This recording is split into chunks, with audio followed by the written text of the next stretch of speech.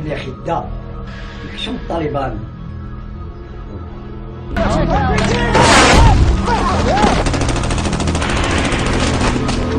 Guys, get up here, check this out! This is some messed up shit. Somebody's trying to fuck with us.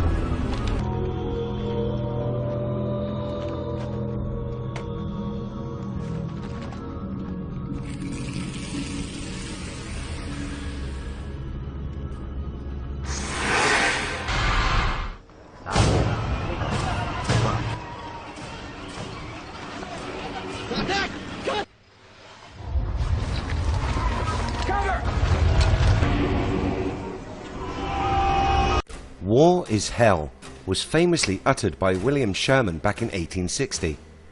But, as we know, hell is home to many other strange creatures. When this hell comes to Earth, does it attract the attention of evil beings, whom then take advantage of the violence, madness, and horror to carry out their evil deeds? War is not only hell, but opens the gateways to it. Let's begin in the 2000s and the Afghan War. Troops stationed at a base in Mosul reported an encounter with a creature they claimed was a demon. The report says that these troops jumped into action after receiving the call that their base was under imminent attack. They did as trained, grabbed their kit and weapons and reported to their stations, ready to defend themselves and the base. They watched an attack unfold as enemy combatants, began scaling the perimeter wall. The troops began to shoot. In the melee, many of the attackers were hit, but one of these was particularly strange. As the bullet tore into the attacker, a plume of black smoke was seen to rise out of the body. At that time, the troops thought it could be a suicide vest that was hit and damaged or failed to detonate.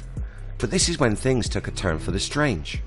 The smoke began to form into a shape, this shape resembling a man. And to add to the weirdness, a pair of red glowing eyes appeared, along with a mouth.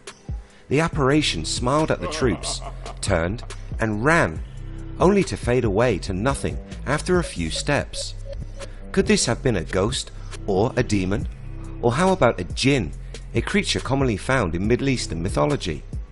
The soldiers had no clue and were obviously shaken up by the encounter, and did not talk about the incident for many years after. But jinn, ghosts or spectres are not the only thing to have appeared to troops battling in the Middle East.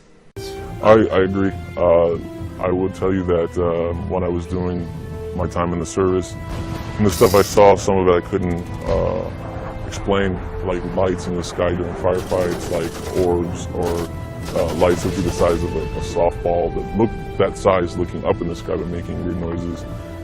And even going to Iraq myself and being near Haditha Dam and seeing the prisoners underneath the dam, and the prisoners would scream and there'd be this awful feeling underneath the dam, and then later finding out in the Bible that angels locked underneath there where it talks about. And this Haditha Dam is the Euphrates. Is Euphrates, and there's correct. an angel supposedly locked underneath the Euphrates, correct. Which is released in the book of Revelation. Correct.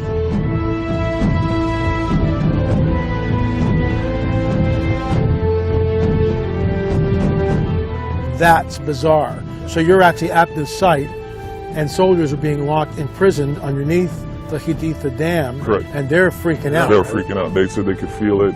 In fact, the people who would guard them they would draw straws to see who would actually take them. No one wanted to go down. Nobody wants to go down.